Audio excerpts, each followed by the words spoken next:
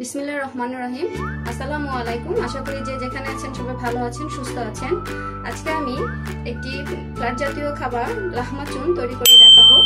আর এটি কিমা রুটিও বলে, আবার টার্কিশ পিৎজা নামেও পরিচিতি। এটি আপনি সকালের নাস্তা কিংবা বিকালের নাস্তা বা রাতের খাবার হিসেবে পরিবেশন করতে পারেন।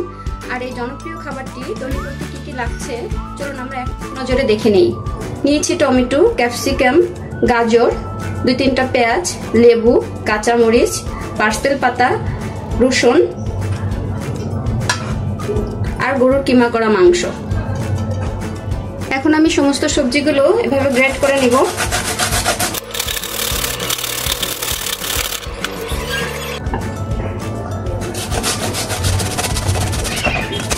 সবগুলো সবজি আমি এভাবে গ্রেট করে নিব।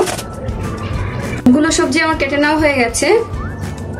দিয়ে দেবো 1 চামচ হলুদের গুঁড়া, 1 চামচ মরিচের গুঁড়া, 1 চামচ গরম মশলা পাউডার, 1 চামচ ব্ল্যাক পেপার, 1 চামচ ধনিয়ার গুঁড়া, লবণ। দিয়ে দিব গরুর মাংসের কিমাটা।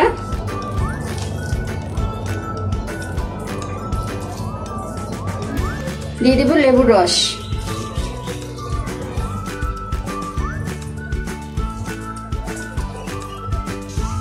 এখন আমি এটা ভালো করে মাখিয়ে নেব। আমার মাখিয়ে নেওয়া হয়ে গেছে। এখন 1 ঘন্টার জন্য রেস্টে রেখে দিব।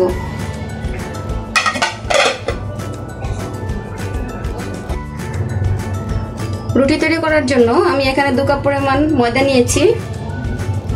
আপনারা চাইলে আটাও নিতে পারেন। দিয়ে দেব পরিমাণ মতো লবণ।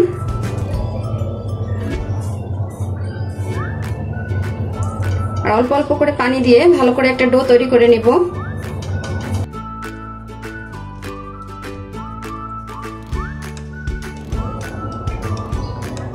আর ডোটা ভালোভাবে তৈরি হয়ে গেছে।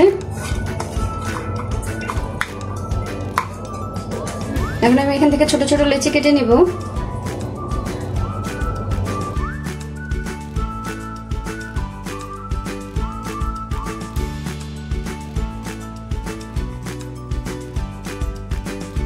রেস্টে রেখে দেব 10 মিনিটের জন্য। চলে এলাম 10 মিনিট পরে।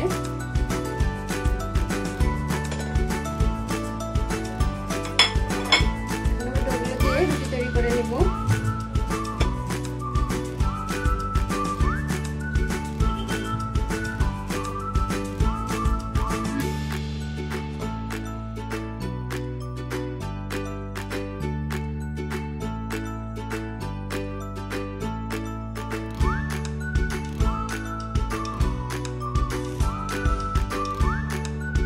দিয়ে দেব মাখিয়ে রাখা মাংসটা।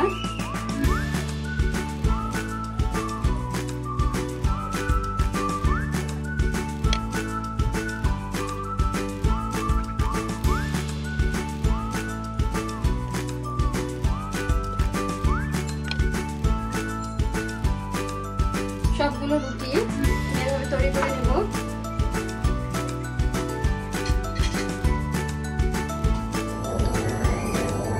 সবগুলো রুটি আমি এভাবে তৈরি করে নিয়েছি।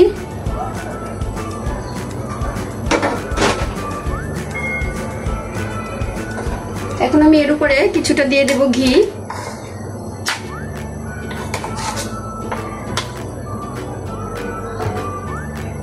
প্রতিটা রুটির উপরে কিছুটা ঘি এভাবে ছড়িয়ে দেব।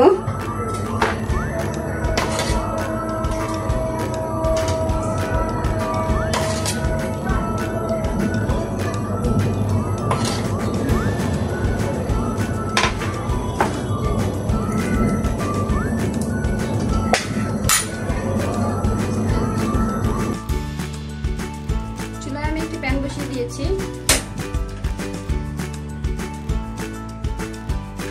আপনারা চাইলে এটা ওভেনেও কুক করতে পারেন, সেক্ষেত্রে আপনার 15 মিনিট সময় লাগবে। যেহেতু আমি চুলায় কুক করবো তাই আমার এখানে প্রায় 20 থেকে 25 মিনিট সময় লাগবে।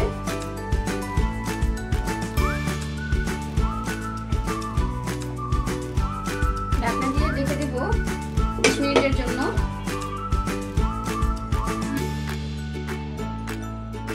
ফিরে এলাম 20 মিনিট পরে।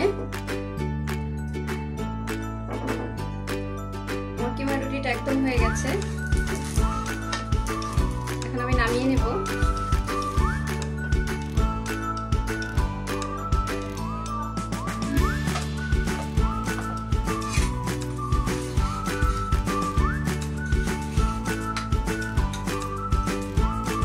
আরো একটি রুটি দিয়ে দেব।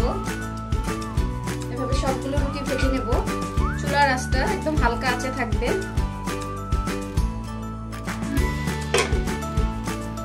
তৈরি হয়ে গেল সুস্বাদু লাহমাচুন অথবা কিমা রুটি বা টার্কিশ পিৎজা। এটা দেখতে যেমন সুন্দর, খেতে ঠিক তেমনটাই মজা। একবার হলো বাসায় ট্রাই করে দেখবেন, বাইরে আর পিৎজা কিনতে যেতে হবে না। আর আমার রেসিপিটি যদি ভালো লেগে থাকে তাহলে আমার চ্যানেলটি সাবস্ক্রাইব করে পাশে থাকার অনুরোধ রইল। আবারও কথা হবে নতুন কোনো রেসিপি নিয়ে। এ পর্যন্ত সবাই সুস্থ থাকুন, ভালো থাকুন। আল্লাহ হাফেজ।